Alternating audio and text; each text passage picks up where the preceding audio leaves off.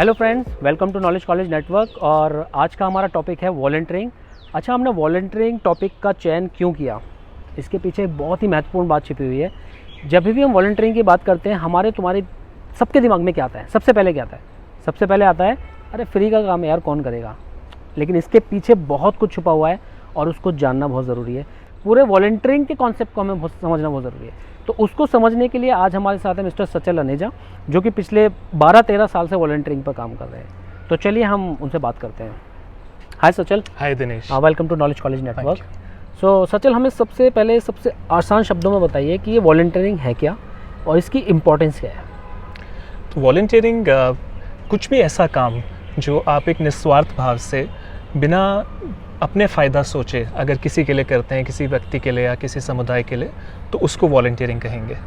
और वॉलंटियरिंग की अगर बात करें तो ये ऐसा नहीं है कि आज का टॉपिक है। वॉलंटियरिंग बहुत ज़माने से चला आ रहा है। इनफैक्ट अगर हम अपने वेद, अपने रामायण, महाभारत को देखें तो उसमें कई तरह की वॉलंटियरिंग है। और इसका जो स्कोप है वो एक छोटा सा इनिशिएटिव कि आपने किसी को रोड क्रॉस करने में मदद करी, कहीं पौधे लगाए, से लेके एक देश को आज़ाद करने का जो फ्रीडम स्ट्रगल रहा, उसको भी वॉलंटियरिंग कहेंगे। तो उस ज़माने के मेरे हिसाब से कि जो सबसे बड़े वॉलंटियर या स्वयंसेवी थे वो गांधी जी थे, जिन्होंने अपना सब कुछ छोड़ के देश की सेवा में और देश की आज़ादी के लिए एक लड़ाई लड़ी। तो वॉलंटियरिंग को मैं उस चीज़ से समझाना चाहूँगा। ओके, तो एक चीज़ और बताइए कि वॉलंटियरिंग बेसिकली इसका एक सबसे अच्छा तरीका क्या हो सकता है? वॉलंटियरिंग करने का बेस्ट वे क्या है? अगर मैं एक एज एन इंडिविजुअल, एक आम आदमी, मैं सोचूं कि मुझे वॉलंटियर करना है, तो उसका एक सबसे अच्छा तरीका क्या हो सकता है स्टार्ट करने के लिए? जी, तो वॉलंटियरिंग दिनेश इंडिया के डीएनए में है। और अगर इसको आसानी से इसके बारे में बात करें तो मैं ऑनलाइन और ऑफलाइन दो तरीक़ों की बात करूंगा जिससे ज़्यादा से ज़्यादा लोग वॉलंटियरिंग कर सकते हैं। तो अगर ऑनलाइन वॉलंटियरिंग की बात करें, क्योंकि अभी जैसे आपने बताया कि कोविड से पूरा देश ग्रसित है और हम सब अपनी तरफ से कोशिश कर रहे हैं कि कैसे एक दूसरे का साथ दे पाएँ, जुड़ पाएँ और मदद कर पाएँ, तो ऑनलाइन का बहुत बड़ा स्कोप है। तो चाहे वो बच्चों को गाँव में पढ़ाना हो या कुछ ऑनलाइन मॉड्यूल्स बनाने हो, बहुत सारे ऐसे लोग हमारे एल्डरली जो घर से बाहर नहीं निकल सकते हेल्थ रीजंस की वजह से, उन तक दवाइयाँ, उन तक खाने पीने की चीज़ें मुहैया कराना, ये सब चीज़ें मतलब बहुत आसानी से ऑनलाइन तरीके से हो सकती हैं। इसी के साथ बड़े बड़े कैंपेन्स करना, चाहे वो गर्ल्स राइट्स के बारे में हो या वो पिटिशन्स लॉन्च करना, कोई किसी चीज़ के बारे में पॉलिसी को बदलने की कोशिश करें, तो ऑनलाइन तरीक़ों से ये किया जा सकता है। ऑफ़लाइन तरीका होता है जब आप एक्चुअली फ़िज़िकली जाके, खुद से जाके आप ग्राउंड में रियलिटीज़ देखें, इश्यूज़ से जुड़ें, उनको अच्छे से समझें और फिर उनके लिए काम करें। तो ऑफ़लाइन वॉलंटियरिंग मेरे हिसाब से ज़्यादा इम्पैक्टफुल रहता है। एंड विद इन दैट उसमें मैं कहना चाहूँगा कि स्किल्स बेस्ड, अगर जो हमने पढ़ा है, जो हमने सीखा है, जो हम जॉब करते हैं, जो टेक्निकल स्किल्स हमारे हैं, उसको अगर हम आगे लाएँ और उसको यूटिलाइज़ करें वॉलंटियरिंग में, तो वो सबसे बढ़िया उसका इस्तेमाल होता है। ओके, अच्छा, एक सवाल और है जो मैं भी जब कॉलेज में था तब से मेरे दिमाग में ये सवाल है। बेसिकली सवाल ये है कि वॉलंटियरिंग चूँकि ऐसी चीज़ है जो हम नॉर्मली, इसके लिए हम कोई पैसा नहीं लेते और हम अपने अंदर के भाव से उसको करते हैं, लेकिन आजकल के टाइम में सबको पैसे की ज़रूरत है। सभी लोग, इवन बेरोज़गारी कितनी है हम सभी जानते हैं। तो इस दौर में वॉलंटियरिंग करना, क्या उससे कुछ हमारे रोज़गार में भी कुछ फ़ायदा मिलेगा? हमें कोई ऐसा मॉनेटरी बेनिफिट मिल सकता है, या हमें हमारे करियर में, मतलब हमारे खुद के जो हमारा आगे का जो हमारी ग्रोथ है, लाइफ की जो ग्रोथ है, उसमें मतलब किस तरह से इसमें बेनिफिट मिलता है बेसिकली वॉलंटियरिंग? बहुत बढ़िया सवाल है। मेरे ख्याल से कई लोग मुझसे ये सवाल कर भी चुके हैं। तो मैं ये कहूँगा कि पहली चीज़ ये सोचना कि वॉलंटियरिंग में कोई मनी का एक्सचेंज नहीं होता, वो काफ़ी हद तक ठीक है, बट डेफिनेटली उसमें काफ़ी कॉस्ट इन्वॉल्व होते हैं। मेरे करियर में मैं अपने आप को खुदकिस्मत समझता हूँ कि मेरे को मौका मिला कि मैं अलग अलग तरह के वॉलंटियर्स के साथ मैंने काम किया। जो व्यक्ति गांव में कम्युनिटी लेवल पे काम करते हैं, कम्युनिटी वॉलंटियर्स से लेके अ लॉट ऑफ स्टूडेंट्स जो स्कूल्स, यूनिवर्सिटीज़ से आते हैं, यूथ वॉलंटियर्स, और उनसे लेके पार्लियामेंटेरियन वॉलंटियर्स जो हमारे मेंबर्स ऑफ पार्लियामेंट हैं इंडिया में या देश विदेश से आते हैं, वो काम करते हैं। और उसी के साथ कॉर्पोरेट वॉलंटियर्स, जो कई सारी कंपनियां हैं जो अपने एम्प्लॉयज़ को वॉलंटियरिंग के साधन प्रोवाइड करती है। तो बहुत सारे इसमें मतलब एलिमेंट्स हैं, बहुत सारा इसमें इम्पैक्ट क्रिएट होता है ग्राउंड लेवल पे।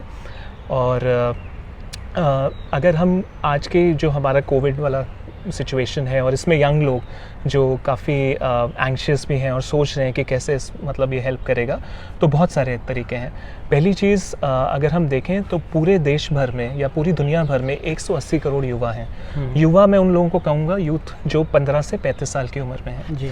और ये हैं जो सबसे ज़्यादा अफेक्टेड हैं कोविड की सिचुएशन की वजह से, और कुछ 25 million jobs all over the world गए हैं जिसमें largely young people are getting affected. तो उनको कैसे इस समय में जब मतलब वो कॉलेज नहीं जा सकते या वो कोशिश कर रहे हैं नई नौकरियां पाने की, तो क्या कर सकते हैं? तो एक सबसे इम्पॉर्टेंट चीज़ है अपस्किलिंग।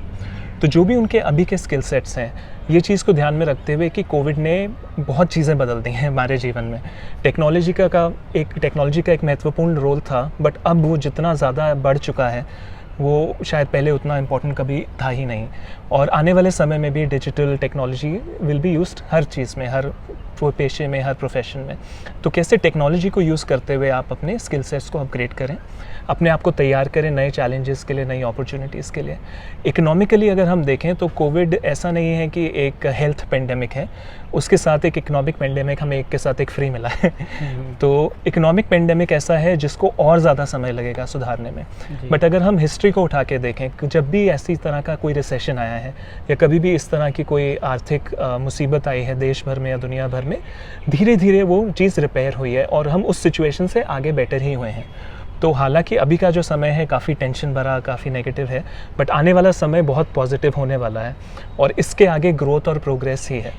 तो इंडिया की अगर बात करें, एक और पॉइंट ये बड़ा ज़रूरी है कहना कि जैसे हम जान रहे हैं इकॉनमी, जीडीपी अभी सब स्ट्रगल हो रहा है, लेकिन इंडिया के पास एक बहुत बड़ी अपॉर्चुनिटी है क्योंकि जितने विकसित देश हैं जैसे यूएस है, जापान है, यूरोप है, मोस्टली अब अपने बिजनेस ऑपरेशंस इंडिया में लाना चाह रहे हैं। तो स्ट्रेटेजिकली अगर हम देखें इन वेरी नियर फ्यूचर, बहुत दूर जाने की ज़रूरत भी नहीं है, इंडिया को बहुत ज़्यादा फ़ायदा होगा इन सब चीज़ों से एंड अल्टीमेटली बहुत सारी जॉब्स क्रिएट होंगी, बहुत सारे मैन्युफैक्चरिंग यूनिट्स आएंगे, बहुत सारे सर्विस यूनिट्स आएंगे और साथ ही बहुत ज़्यादा इनोवेशन का स्कोप है जो शायद पहले इतना नहीं था, पर अब क्योंकि हमारे पास एक प्रॉब्लम है जिसके सब सोल्यूशन ढूंढ रहे हैं, तो बहुत नई और बहुत बढ़िया चीज़ें हो रही हैं। Okay, so I think volunteering तो हम सभी करते आए हैं किसी ना किसी तरीके से। तो वो बात अलग है कि अगर हमें कोई कुछ करने के लिए बोलता है कि आप वॉलंटियर करो, यहाँ पे 2 दिन दो, 3 दिन दो, है ना, यहाँ पे इस तरीके की आप अपनी एक सर्विस दो, तो शायद हमको बड़ा अजीब सा लगता है और हम करना नहीं चाहते क्योंकि हमको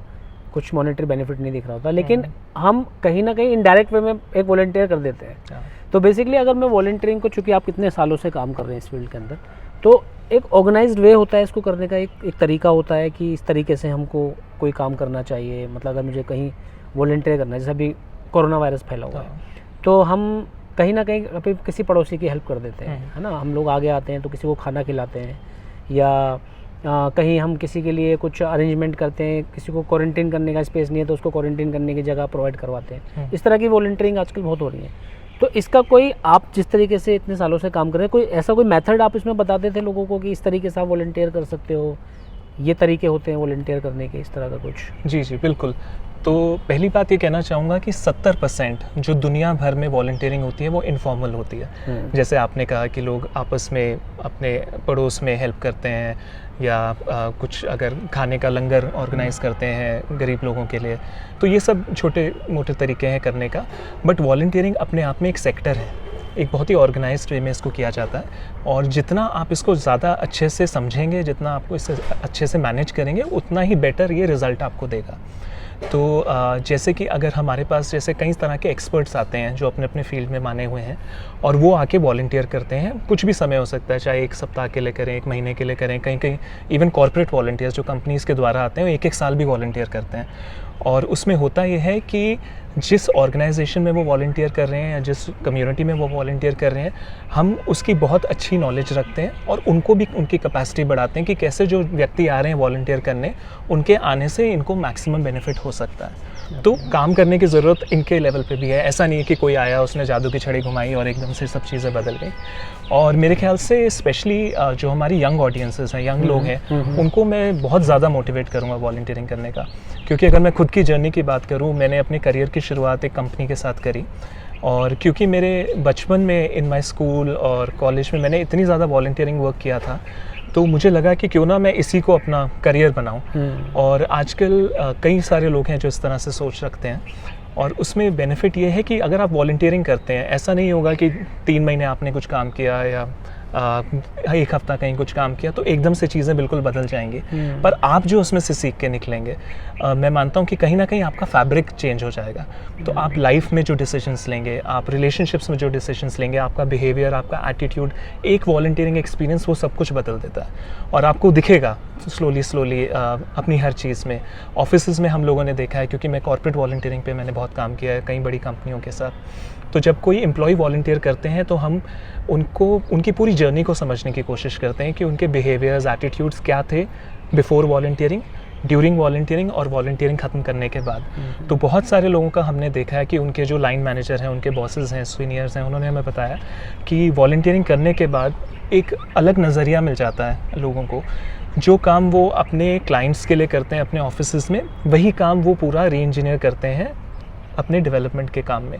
पर अपने साथ क्या ले जा सकते हैं? बड़े सारे skills, leadership skills, problem solving skills, creative skills, analytical skills, और एक कंपैशन वाली फीलिंग, एक दूसरे के लिए काम करना दिल से, वो ज़रूर डेवलप हो जाती है। सो आई थिंक उनके करियर ग्रोथ में भी इससे काफ़ी हेल्प मिलती है। तो अगर आंकड़ों की बात करें तो लिंक्डइन जो एक बहुत बड़ी सोशल मीडिया प्रोफेशनल कंपनी है, वो कहती है कि अगर 2 लोग हैं, मानिए हम दोनों हैं और हम एक ही जॉब के लिए अप्लाई कर रहे हैं, और आपके पास 5 साल का कोर वर्क एक्सपीरियंस है और मेरे पास 4 साल का वर्क एक्सपीरियंस और 1 साल का वॉलंटियरिंग एक्सपीरियंस है, आपको क्या लगता है हम दोनों में से कौन सेलेक्ट होगा उस जॉब के लिए?